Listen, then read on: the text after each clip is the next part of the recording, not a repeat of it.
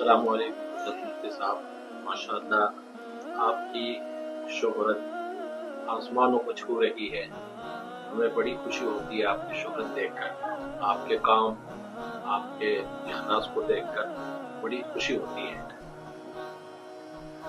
तो सबसे पहले ये पूछना चाहिए, आपके दीनी तालीम के साथ साथ जो असली तालीम का आपने कदम उठाया है, इसके असबाब, इसकी तरफ रुख आपका कैसे हुआ?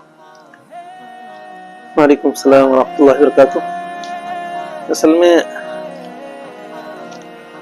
एक तो जहन में पहले से खाका था कि हम दीनी तालीम के साथ साथ में दुनियावी तालीम का सिलसिला कायम करेंगे, लेकिन अभी कई साल पहले हमारा एक सफ़र हो रहा था, तो हम दिल्ली एयरपोर्ट पे थे। इमिग्रेशन ऑफिसर ने हमें पूछा कि आप कहाँ जा रहे हैं। हमने कहा फला मुल्क में जा रहे हैं। उन्होंने पूछा क्या करोगे, हमने कहा हम लेक्चर देंगे।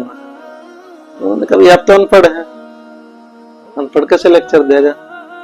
हमने कहा कि हम अनपढ़ तो नहीं है, हम तो इस्लामिक जज हैं। उनको मुफ्ती तो क्या समझ में आता।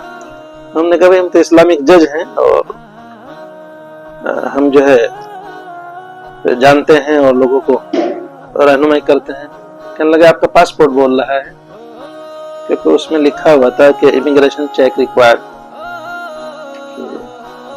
और जो 10वीं क्लास या 12वीं क्लास या दुनियावी तालीम याफ्ता होते हैं उनके पासपोर्ट पे होता है इमिग्रेशन चेक नॉट रिक्वायर्ड। उसने कहा कि आपका पासपोर्ट बोला। हमने कहा कि हमारे पासपोर्ट पे हमने तो ये अपने डॉक्यूमेंट जमा किए थे, मगर ऑफिसर ने नहीं माने। तो उसने हमें जाने दिया, कुछ नहीं कहा, लेकिन हमारे जहन में एक निशान लग गया, एक कचौका लग गया। हमारा ख्याल हुआ कि भाई देखिए, हम अपने आप को अल्लामा कह रहे हैं, हजरत कह रहे हैं, मुफ्ती साहब कह रहे हैं, कारी साहब कह रहे हैं, लेकिन हम सरकार की नजर में या गवर्नमेंट की नजर में, ये जो अफसरान की नजर में अनपढ़ है। तो हमें ये कदम उठाना चाहिए कि कम से कम हम तो अनपढ़ हैं, मगर हमारे यहाँ जो बच्चे पढ़ रहे हैं वो अनपढ़ न रहे, उनके लिए कोई इस तरह का सिलसिला शुरू किया जाए। तो इस तरह से हमारा जहन बदला, और भी बहुत सारे अवामिल हैं, लेकिन यह बड़ा वो मुहर्रिक है जिसकी वजह से इस तरह जहन गया। अच्छा हजरत, आपके सिलसिले में बहुत सुना कि आपको बड़े बड़े बुजुर्गों से निस्बत हासिल है, खिलाफत हासिल है, और अहादीस के सिलसिले में बड़े बड़े मुहद्दिसीन से आपको इजाजत हदीस हासिल है। इसकी तरफ आपका रुख कैसे हुआ, कैसे आपने इस तरफ कदम बढ़ाया? असल में देखिए, हम इस काबिल तो नहीं हैं, लेकिन फारसी में किसी ने कहा कि दाद हक़रा काबिलियत शर्त नेस्त। हम काबिल तो नहीं, लेकिन फजल इलाही हो गया कि चीजें मिलती गई, वरना अपना उसमें कोई कमाल या अपने कोई तखसीस नहीं है। फजल इलाही हो गया कि अलबत्ता यह है कि बुजुर्गों से ताल्लुक, मोहब्बत, उनकी खिदमत में आमदरफ्त, ये तालिब इल्मी के ज़माने में है।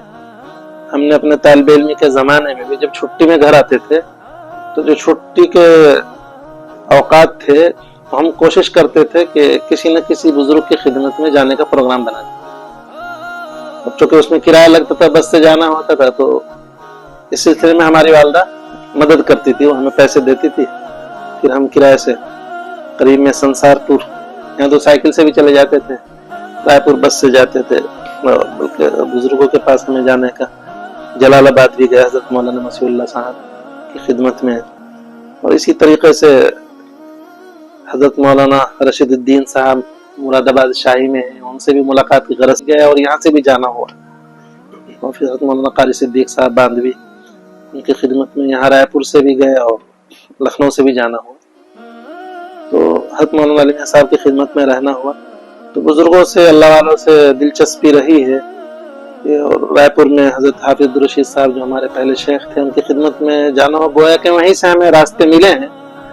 रायपुर वो जगह है जिससे हमें रोशनी मिली है और मालूम हुआ कि बुजुर्ग भी कोई चीज होते हैं। वरना तो हम बचपन में तो जब तक हम पिपली मजरा पढ़े सिर्फ बुजुर्ग जानते थे। हजरत मौलाना फिदा मिल्लत सैयद असद मदनी साहब को चूंकि उनका आना जाना था, तो हम तो उन्हीं को बुजुर्ग जानते थे, लेकिन क्या होते हैं, किस तरीके होते हैं, ये फिर हमें जाकर रायपुर में मालूम। इस तरीके से अल्लाह तबारक व तआला ने फजल फरमाया और जाते रहे। तो پھر مشائخ کی طرف سے ہم جب 40 سال کے ہو گئے تو اجازت ملنی شروع ہو گئی. 40 سے پہلے تو نہیں ملی, 40 سال کی عمر ہو گئی. 2014 سے پھر مشائخ نے اجازت دی. اس وقت 8-9 مشائخ سے الحمدللہ اجازت ہے. اور حدیث کے سلسلے میں بھی ہم نے اپنے اساتذہ اور مشائخ سے تو حدیث پڑھی ہے, لیکن اس کی اجازت کی اہمیت اور اس کی وقات اور اس کا فیضان اور اس کی کیا حیثیت ہے اس کا انداز نہیں تھا. اس کے سلسلے میں ہمیں رہنمائی ملی حضرت مولانا ڈاکٹر اکرم صاحب ندوی سے. انہوں نے اس کی طرف نشاندہی کی اور پھر ہمیں اس میں دلچسپی ہوئی, اور پھر اس سلسلے میں ہم نے, گرچہ ہمارے استاد حضرت مولانا برہان الدین سنبھلی تھے جن سے ہم نے ابو داؤد شریف پڑھی ہے, لیکن اس شوق کے بعد ہم نے ان سے پھر باقاعدہ ابو داؤد شریف کی سند لی, اجازت لی, اور پھر حضرت مولانا افتخار الحسن صاحب کاندھلوی رحمۃ اللہ علیہ جن کے پاس حدیث میں بہت عالی سند تھی, ان کے پاس گئے. ان سے جب وہ چراغ سحر تھے ان کے آخری ایام میں ان سے حدیث کی اجازت لی. اور پھر شیخ حامد اکرم بخاری جو مسجد نبوی میں مدینہ منورہ میں محدث ہیں, استاذ ہیں, ان کی طرف سے اجازت لی. اور پھر مولانا اکرم صاحب کے واسطے سے ایک شیخ محمد فاتح القطانی ہیں جو مرحوم ہو گئے ہیں, غالباً 104 سال سے زیادہ عمر ہوئی, شام میں تھے, ان سے بھی ان کے واسطے سے اجازت ملی. تو اس کی طرف دلچسپی ہوئی اور پھر یہ اجازتوں کی افادیت کھلتی گئی. پھر اس سلسلے میں حضرت مولانا اکرم صاحب نے ہمارے سندوں کے سلسلے میں التحریر السدید لمال الشیخ محمد مسعود العزیزی الندوی ابن اتصالات و اسانید کے نام سے کتاب بھی لکھی. پھر اس کتاب کی وجہ سے اللہ تبارک و تعالیٰ نے فرض فرمایا کہ بہت سے حضرات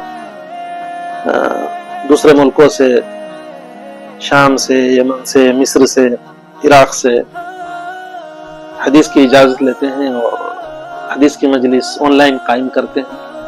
تو یہ سب اس طریقے سے اپنے اس میں کوئی کمال نہیں, بس فضل الہی ہوتا چلا گیا اور ہم اس سلسلے میں کوشش کرتے ہیں.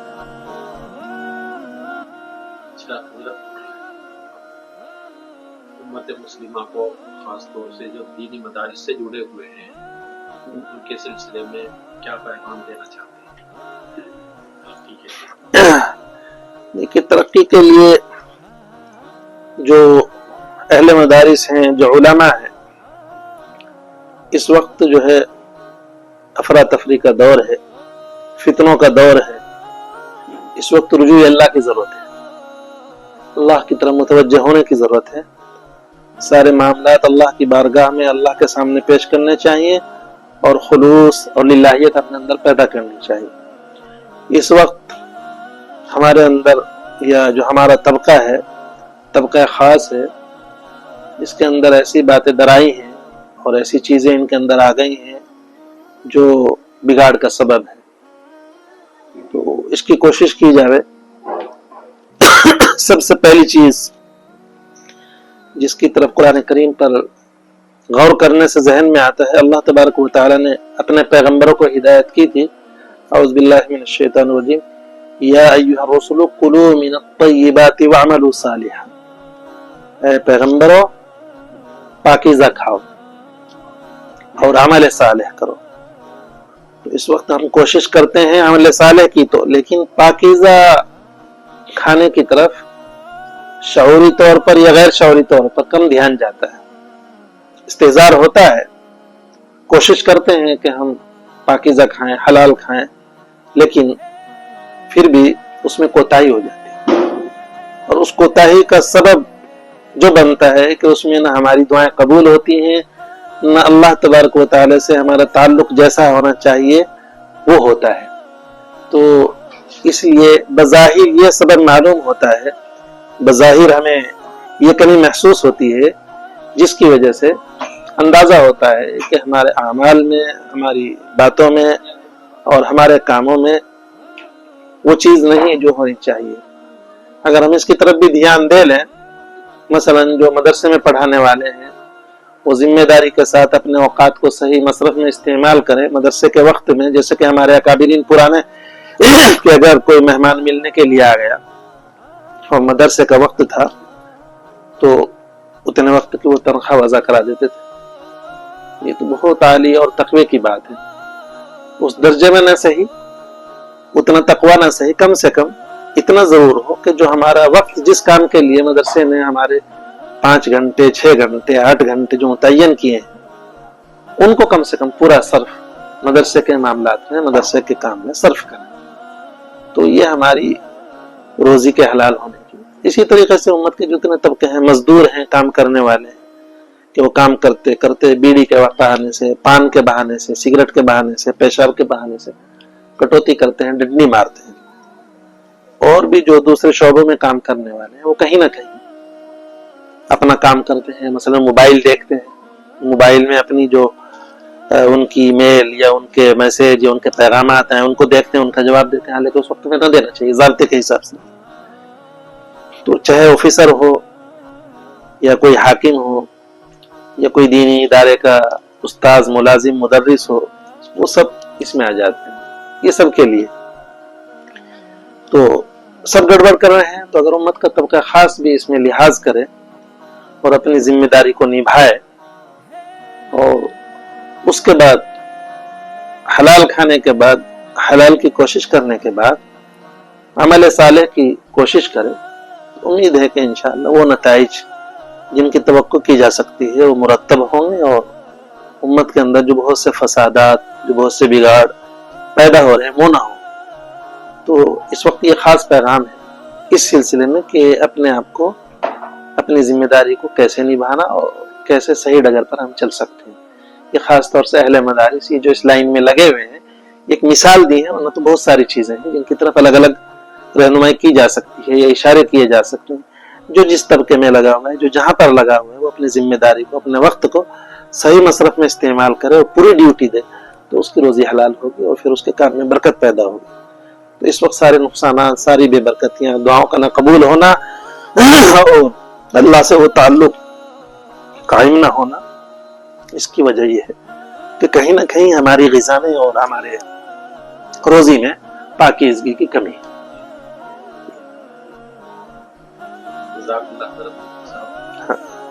جزاکم اللہ, اللہ تعالیٰ کچھ ذائقہ عطا فرماوے اور آپ کو. اچھا, جزاکم اللہ, بارک اللہ فیکم, اللہ تعالیٰ قبول فرمائے.